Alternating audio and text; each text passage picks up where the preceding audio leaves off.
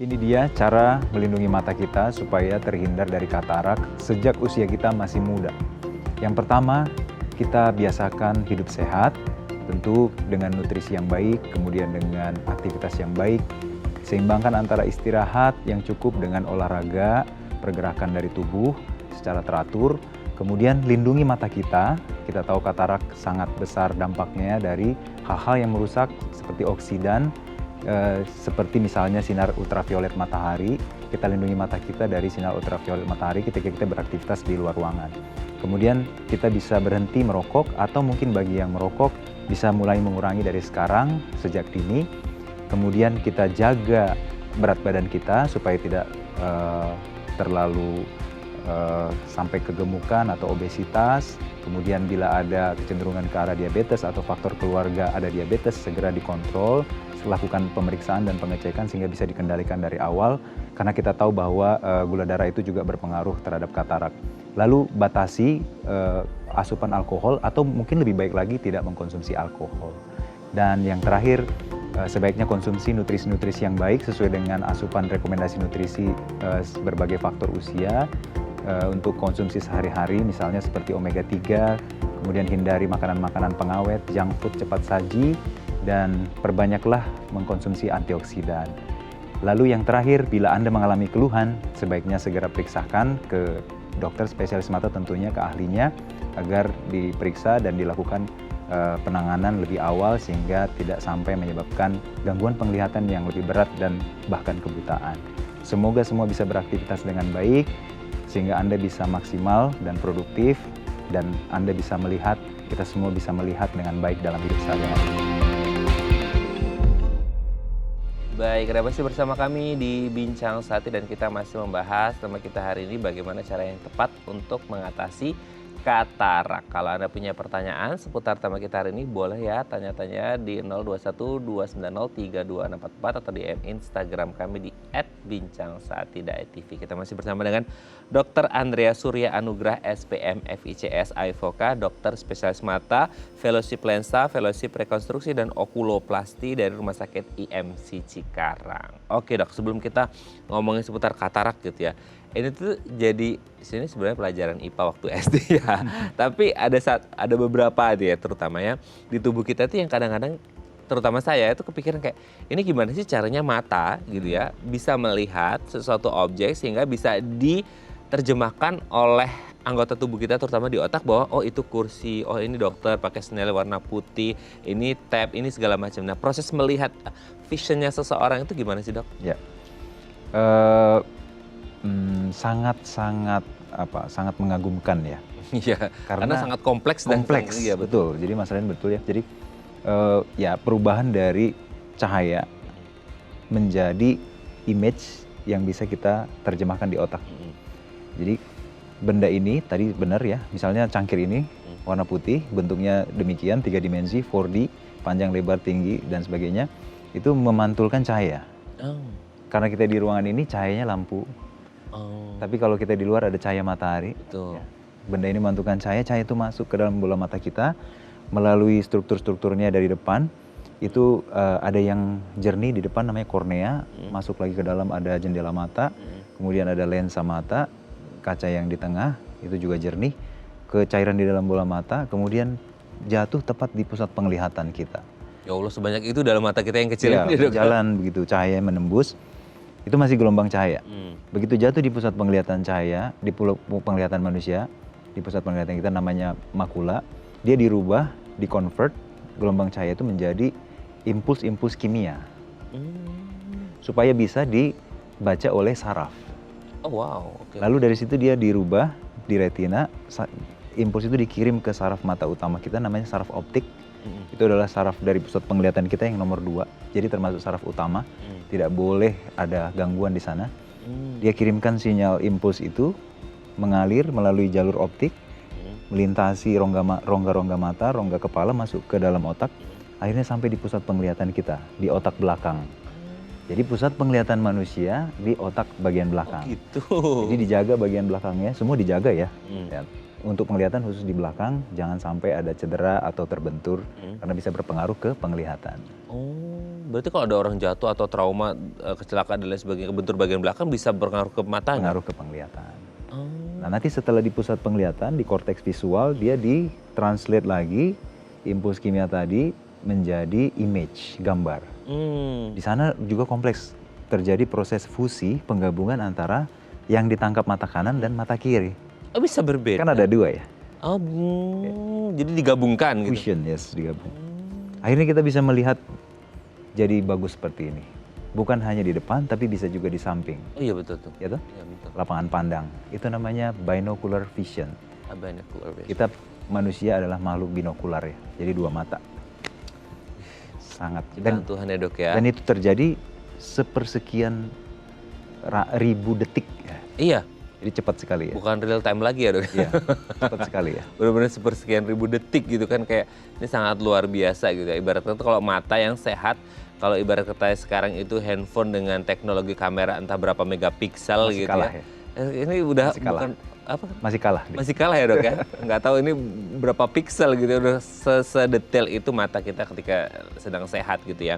Nah dengan kondisi mata yang sangat luar biasa ini, kan ada banyak kerentanan yang bisa terjadi ya. Apalagi mata kan kayak, wah langsung nih terekspos dengan ya entah udara lah dan lain sebagainya seperti itu kan. Nah sekarang ada yang namanya katarak gitu. Nah katarak ini kondisi yang seperti apa dengan kompleksitas si mata yang tadi dengan penerjemahan image sampai ke otak dan wah segala macam tadi disebutkan, sekarang ada katarak nih muncul. Nah katarak ini mungkin by definition secara medisnya penyakit atau kondisi kesehatan yang seperti apa? Ya. Jadi katarak ini satu part dari proses tadi. Dia menghalangi satu bagian dari proses perjalanan yang saya jelaskan tadi. Baik. Yaitu ada pada lensa. Jadi lensa tadi sudah kita bahas, di dalam bola mata itu ada namanya lensa. Dia itu adalah struktur kaca, bayangin aja kaca, tapi dia bentuknya pipih begitu. Kayak cembung ya, okay. dikonveks begitu. Lebih cembung satu sisinya. Dia itu tapi jernih sehingga dia bisa dilalui oleh cahaya. Tujuannya, tugas si lensa ini adalah memfokuskan cahaya itu agar jatuh di pusat penglihatan. Oh baik, Ya. baik. Nah, katarak itu adalah kekeruhan dari lensa mata ini. Tadinya transparan, bening, bersih, jadi mulai ada kotor. Sehingga mengganggu cahaya yang masuk ini, sehingga dia jadi berpendar cahayanya. Lama-lama bukan hanya kotor lagi, bertambah karena katarak itu bersifat progresif, dia menjadi penuh. Ketika dia penuh, dia maka melakukan obstruksi terhadap cahaya yang masuk ini, sehingga cahaya tidak bisa masuk. Otomatis orang tidak bisa melihat. Nggak bisa masuk, nggak bisa nembus karena Karena dihalangi, gitu. yes. Karena dihalangi oleh kekeruhan ini yang disebut dengan katarak ini tadi. Dia memendar, memantul atau emang nggak bisa nembus dok atau gimana? Pada derajatnya, jadi pada derajat ringan awal-awal katarak masih membuat pendaran, mengganggu. Jadi nanti orangnya mengeluh kayak berbayang, kemudian silau, tapi masih melihat, kabur gitu ya. Tapi kalau dia sudah semakin derajatnya semakin berat, semakin penuh kataraknya, apalagi kalau dia menutupnya di tengah, maka cahaya ini tidak bisa menembus akhirnya. Pada kondisi ini orangnya mungkin sudah jaraknya 1 meter atau kurang dari 1 meter, atau mungkin dia sudah sering menabrak sesuatu gitu ya. Atau mungkin sudah buram lah, mereka sering sebutnya buram, lebih dekat ke gelap ya. Gitu. Nah itu keburamannya itu mesti kayak paling berisiko ketika terjadi di tengah, atau bisa jadi dia tuh kayak, karena sifatnya progresif tadi ya, dia tuh bisa muncul di pinggir dulu gitu. Bisa muncul di pinggir dulu. Tapi lama-lama nanti akhirnya dia menyebar dan akhirnya menutupi seluruhnya. Tergantung derajat kataraknya. Jadi katarak itu kan ada derajatnya. Kalau dia derajat sudah berat atau kita sebut matur atau hypermature, dia biasanya udah menutup. Nah, sehingga orang itu juga udah di level penglihatan yang sangat dekat ya, 1 meter kurang, atau mungkin hanya bisa mendeteksi gerakan tangan, atau mungkin hanya bisa mendeteksi cahaya, atau mungkin gelap. Jadi katarak menyebabkan kebutaan, ya betul. Makanya selama ini orang pikir katarak ini wah pasti berujung pada kebutaan ya. Ternyata ada sesuatu yang terhalang di situ ya. Ya. Nah itu kalau dia dari pinggir nih dok, maksudnya kalau di awal-awal pasti dia tidak mengganggu. Beda case-nya kalau si keburamannya itu langsung terjadi di tengah. Di tengah, betul. Oh, tapi kan dia akan terus menjalar tadi seperti tapi dia disebutkan. akan progresif, ya betul. Oh, itu sifatnya cepat nggak sih dok dia? Ya, sifatnya biasanya kronis, perlahan ya. Karena katarak itu paling banyak dipengaruhi oleh yang namanya usia. Jadi age related ya, terkait usia ya, degeneratif proses. atau senile katarak. Itu biasanya berlangsungnya bertahun-tahun ya, kronis ya. Dan biasanya di resiko-resiko di usia di atas 40 tahun baru mulai ya. Kalau faktor aging kan memang ya kalau dikasih umur panjang sama Tuhan ya sebenarnya sih ya thanks God-nya gitu ya. Tapi kan akan jadi masalah kalau akhirnya terus menerus terpapar dengan faktor risiko, salah satunya adalah usia, dan mungkin di luar usia ada beberapa lagi faktor risiko yang lain yang kenapa orang ini tuh progresivitasnya terus menerus terjadi pada kataraknya. Nanti kita bahas di segmen selanjutnya apa saja faktor risikonya, Dok ya. Oke pemirsa, kami akan kembali saat lagi, tetap bersama kami di Bincang Sehat.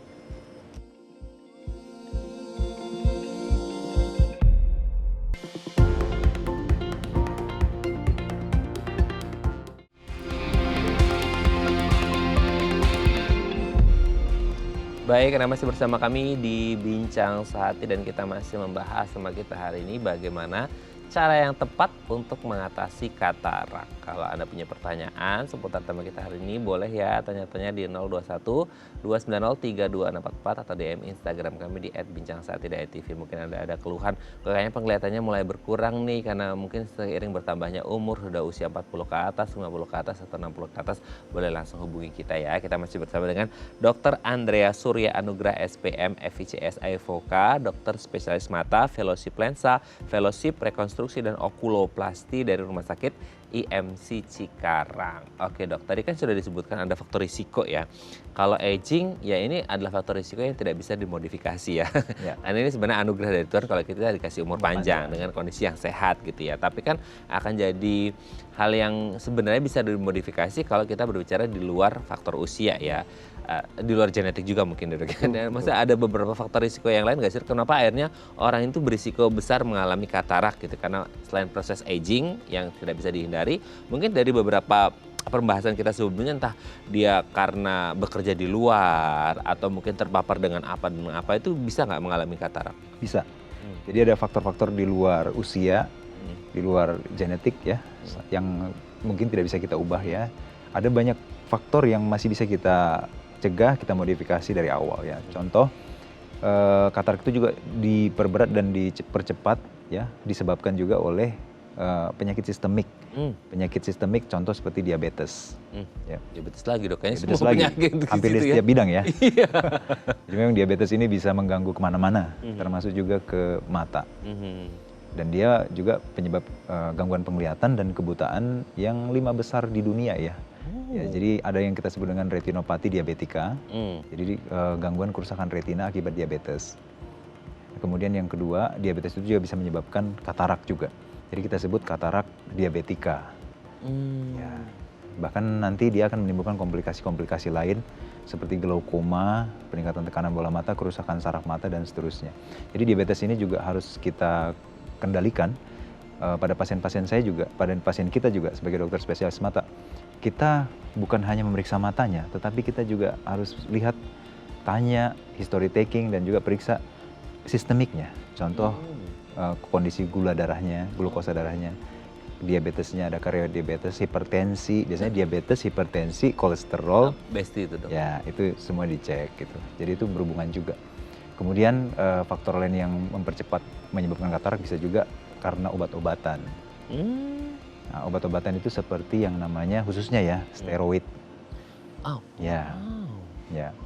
Steroid kan mungkin orang-orang dengan kondisi autoimun atau gimana? Yes, beberapa kondisi seperti autoimun atau kondisi medis tertentu setelah dari dokter ternyata tata laksananya steroid.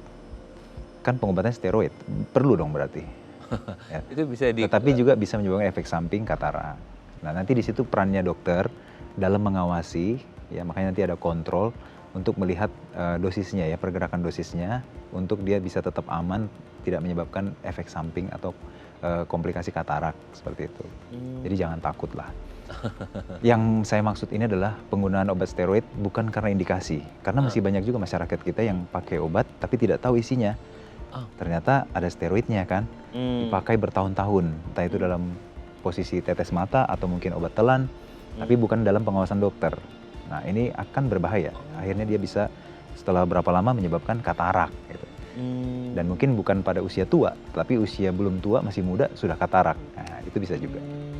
Tapi biasanya kalau misal banyak obat, salah satunya yang mengandung steroid ini sendiri, kalau akhirnya memang semuanya harus resep by dokter ya dok ya. Ketika dikonsultasikan dengan dokter, ada nggak sih dok masih imbauan bahwa ini ada steroid dan salah satu faktor risikonya bisa katarak sehingga bisa dipreventif dari awal gitu dok? Ya, ada. Jadi di samping dokter memberikan edukasi juga, kemudian melakukan monitoring pengawasan dosis, karena dosis steroid itu mesti harus diawasi. Betul. Disitulah makanya kita imbau ke masyarakat, steroid dalam pengawasan dokter. Artinya bukan self medication kita sendiri ya, gitu kan berbahaya gitu. Lalu yang kedua, kalau sudah ada kelainan gangguan di mata, penting untuk memeriksakan mata, ya screening lah istilahnya. Gitu. Iya betul. Terus yang ketiga, kita tidak sarankan masyarakat juga membeli sendiri, misalnya ke apotik seperti itu. Iya Itu yang harus kita lihat. Kita perhatikan logo farmakologi yang ada di obat. Itu biasanya ada tandanya. Ada tandanya obat keras, lingkaran merah, K, steroid biasanya masuk di sana. Karena dia bisa menyebabkan efek samping yang berbahaya dan fatal gitu kan. Kemudian di label obat juga ada bahasanya sebenarnya. Kalau kita baca, walaupun tulisannya kecil-kecil, tapi kan jarang dibaca. Kalau mau baca ya dok. Baca, bisa menyebabkan katarak, efek samping dan sebagainya. Sebenarnya ada, glaukoma dan sebagainya gitu.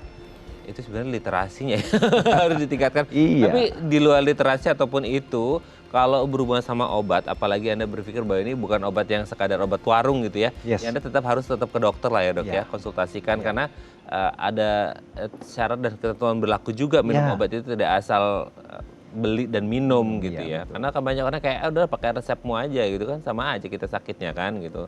Udahlah sama aja lah gitu. Padahal belum tentu. Belum tentu ya, padahal bisa berbeda itu ya dok ya kondisinya seperti itu. Nah, tapi kalau kita berbicara kayak untuk yang mengalami si katarak ini sendiri gitu, itu kan prosesnya akan panjang sekali ya dok ya. Dengan kondisi-kondisi yang ada, dia apa sih dok yang dirasakan di awal-awal? Kayak tadi kan ketika lensanya mulai ini, apakah hanya sebatas kayak tertutup pandangannya atau hanya buram-buram aja, atau orang ada yang bilang malah gini kayak ada awan-awan ya dok, kayak ada asap-asap gitu atau gimana? Jadi semuanya itu benar ya. Kalau tergantung derajat keparahannya, mulai dari yang awal dia ringan, tadi sudah kita bahas dari tepi atau dia langsung di tengah, kemudian dia bertambah berat, progresif, akhirnya dia menjadi semakin banyak. Jadi yang mereka rasakan itu adalah yang jelas gangguan penglihatan. Jadi kurang bersih, berbayang, awal-awal ya. Kemudian kotor dengan bahasa-bahasa yang seperti itu. Bahasa masyarakat kan keluhannya kan mudah gitu ya. Betul. Mudah dipahami dan memang yang dirasakan seperti itu. Kemudian kadang ada yang mengeluhkan silau di malam hari atau di siang hari, terutama sih di siang hari kalau lagi matahari terik-teriknya. Gitu.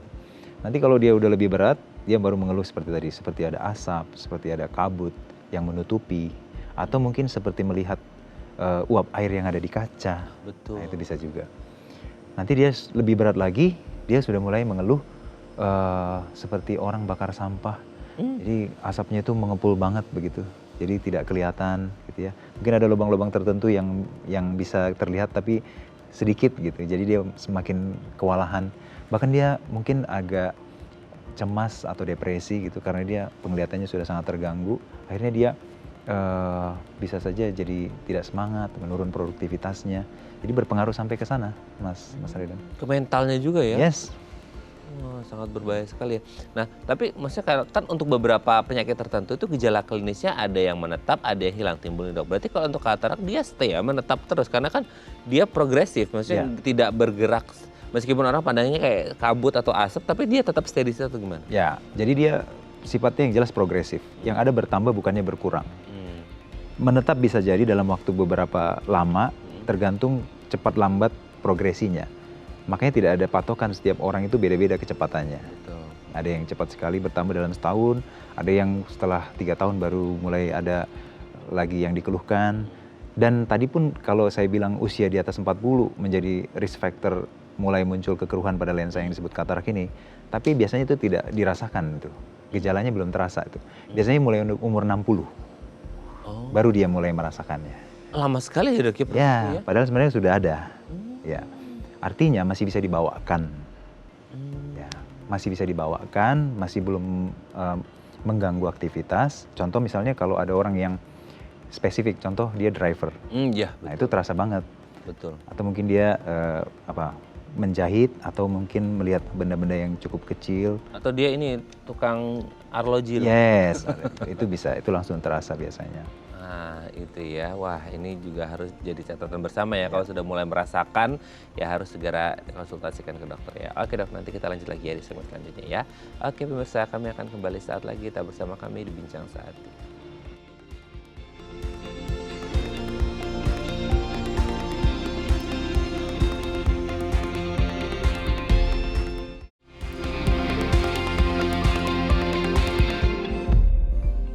Masih bersama kami di Bincang Sehati dan kita masih membahas sama kita hari ini seputar bagaimana cara yang tepat untuk mengatasi katarak. Kalau Anda punya pertanyaan seputar tema kita hari ini, boleh ya tanya-tanya di 021 290 3244 atau DM Instagram kami di @bincangsahatidai.tv. Kita masih membahas seputar katarak ya. Jadi kalau Anda seputar katarak, permasalahan di mata Anda, boleh tanya-tanya ya. Kita masih bersama dengan Dr. Andrea Surya Anugrah SPM FICS IVOKA, dokter spesialis mata, fellowship lensa, fellowship rekonstruksi dan okuloplasti dari Rumah Sakit IMC Cikarang. Oke dok, kita lanjut lagi.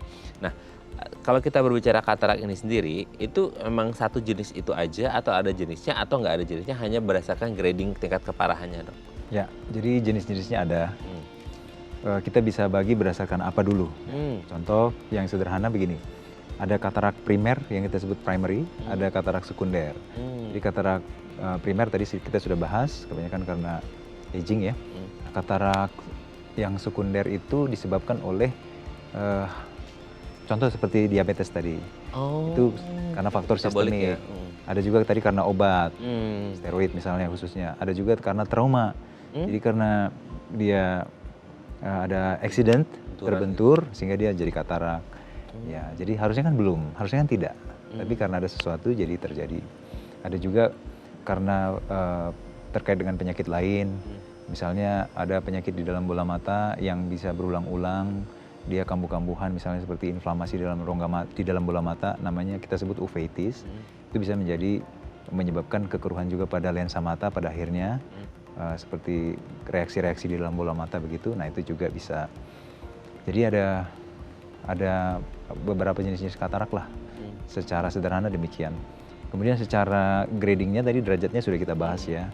Kemudian ada lagi secara lokasinya. Tadi sudah kita bahas juga sebagian.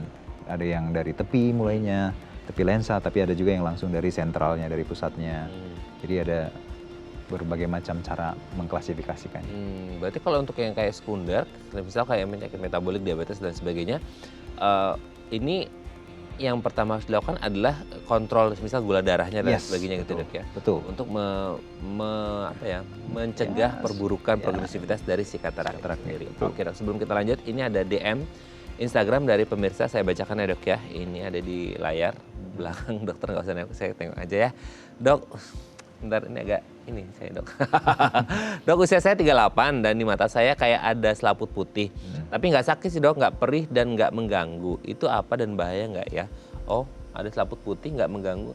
Ya mungkin karena progresif ya dok ya. Belum, atau ya bukan mendoakan ya. Ini dengan usia mendekati 40, selaput putih itu kayak tadi dong dok. Ya, sebenarnya usia masih cukup muda ya, iya, 38. Katarak kebanyakan sih di aging ya, karena proses penuaan, tapi bisa juga karena penyebab lain. Selaput putih masih cukup banyak. Sebenarnya kalau bisa kita banyak katarak berarti dok? Kita telah bisa saja dia berkata, orang awam namanya ya selaput putih, ya bisa juga dalam penglihatannya dia lihat seperti selaput putih, ternyata dari lensa mata nanti katarak, betul juga. Tapi bisa juga dari struktur mata yang lain. Misalnya dari depan mata seperti tadi pterygium atau mungkin kornea. Kornea kita kan harusnya kaca transparan juga bagian depan, bening ya, tembus cahaya. Tapi karena ada sesuatu yang menutupi, akhirnya dia membacanya seperti ada yang menghalangi. Warnanya seperti putih, jadinya selaput putih ya. Jadi yang mau saya katakan adalah untuk lebih tepatnya memang harus diperiksa. Diperiksa langsung dengan alat khusus untuk pemeriksaan mata supaya tahu struktur mana itu yang disebut dengan selaput putih itu. Jadi untuk tepatnya seperti itu. Nanti dari situ ditegakkan diagnosis, baru dari situ bisa dicari tata laksana yang sesuai. Sesuai ya, jadi nggak bisa ngira-ngira karena kita juga belum melihat mata bapaknya ya, gitu ya. Tapi ngomong-ngomong tentang tadi perih nggak perih, emang katarak bisa menimbulkan perih nggak atau enggak? Kalau dia katarak pada umumnya yang bersifat kronis jangka panjang, panjang, dia tidak menyebabkan perih atau sakit biasanya. Hmm. Kecuali dia nanti akhirnya menyebabkan perubahan struktur di dalam bola mata, dia menggeser atau mendorong bagian tertentu di sekitarnya, sehingga menyebabkan ada cairan di dalam bola mata yang tidak bisa lancar keluarnya. Jadi terbendung ya, boleh dikatakan seperti terbendung, sehingga terjadi penumpukan cairan di dalam bola mata. Sehingga tekanan di dalam bola matanya meningkat. Karena tekanan meningkat ini jadi rasanya kurang nyaman atau sakit. Ya, atau nyeri ya seperti itu. Itu mungkin baru terasa. Baru kerasa ya. Oke, semoga ini bisa menjawab pertanyaan Pak siapa tadi ya, Pak Nando kalau nggak salah ya. Dan harus tetap diperiksakan ya Pak ya gitu, karena usia masih relatif muda lah, 38 ya. muda. Karena katarak ini untuk meskipun gini, nggak juga kita ngomongin lansia terus sekarang nggak ready ya Dok ya, harus tetap diinvestasikan dari awal supaya mata Anda tidak mengalami katarak. Betul. Terima kasih sudah menghubungi kami. Oke, dan nanti kita lanjut lagi ya di segmen terakhir. Nggak kerasa Dok, udah mau segmen terakhir aja gitu ya Dok ya. Oke, pemirsa, kami akan kembali saat lagi kita bersama kami di Bincang Sehat.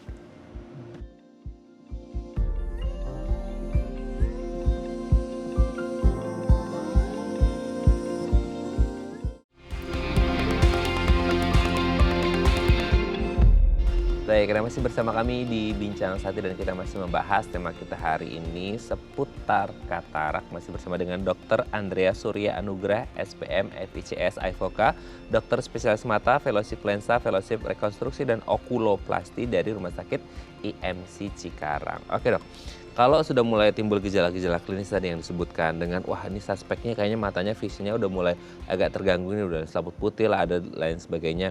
Nah, untuk pemeriksaan itu apa saja yang harus dilakukan? Maksudnya pemeriksaan apa saja harus dilakukan?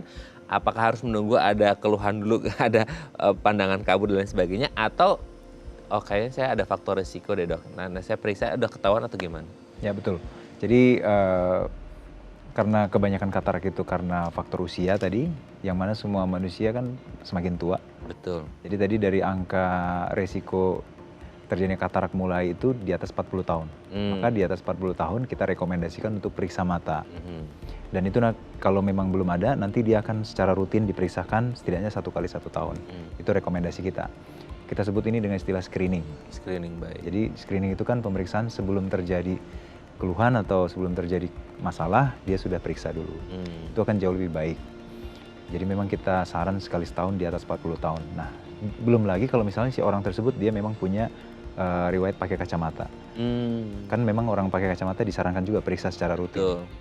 Nanti dari situ juga bisa seringkali tidak sengaja ketahuan gitu. Karena biasanya dokter spesialis mata memeriksa seluruh struktur matanya. Jadi bukan hanya memeriksa minusnya, silindernya, enggak. Jadi semuanya diperiksa termasuk lensa mata tadi. Jadi itu kemudian pemeriksaannya tentu kita melihat yang terutama kalau katarak berarti lensanya. Nah, lensa itu ada di dalam bola mata, biasanya pemeriksaannya namanya pemeriksaan slit lamp. Jadi ada lampu dengan cahaya slit. Slit itu seperti garis lurus begitu. Itu bisa menembus sampai ke lensa. Oh wow. Jadi kita bisa lihat lensa matanya masih jernih atau sudah ada kekeruhan. Gitu. Jadi biasanya kita lakukan pemeriksaan itu. Kalau misalnya di level primary tidak ada alat slit lamp, dokter umum atau dokter general ophthalmology, general practitioner, itu juga bisa, contoh di puskesmas atau di klinik, melakukan pemeriksaan sampai ke lensa dengan pen light namanya. Jadi center khusus pemeriksaan Oh mata. iya. Juga bisa dengan teknik khusus, namanya teknik transiluminasi. Itu bisa diperiksa. Kelihatan juga itu Dok? Kelihatan juga. Asal dia sudah